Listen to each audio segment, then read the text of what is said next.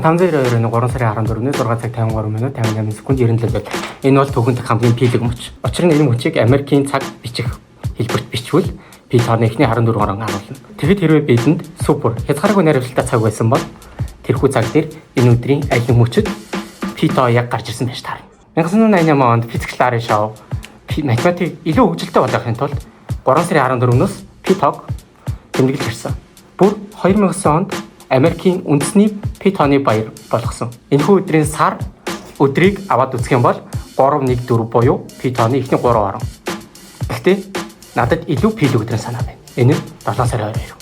Архимед пи тоог судлаад пи тоог 3 бүхэл 7-ны 1-ээс бага буюу бараг л ойролцоо гэж харсан. 3 бүхэл 7-ны 1 нь 22-ыг хуваах нь 7 буюу ингэж бичигдэнэ. Тэгвэл яагаад би 7 сарын 22-ны 3 сарын 14-өөс илүү пилэг өдөр гэсэн бэ? Энд бидний пи тоо байна. Энд 314, энд 7-ны 22 байна.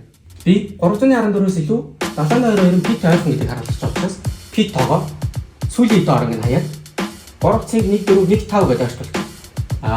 7-ны 22-ын 3.1428 гэх мэтчэн цаашаа явдаг бол x-ийг 3.1429 гэж холболч пи тооноос холбогдсон. Гэтэл ойртуулаад тахад энэ хоёр хоорондох тэг 1.5. Холбуулаад тахад энэ хоёрын хоорондох тэг 1.14. Тэгэхээр анхнаасаа 7-ны 22 маань 314-өөс илүү пи-тэй ойрхон илүү сайн наривчлалтай тоосон гэсэн. Тиймээс 7 сарын 22-ыг 3 сарын 14-өөс илүү пилэг.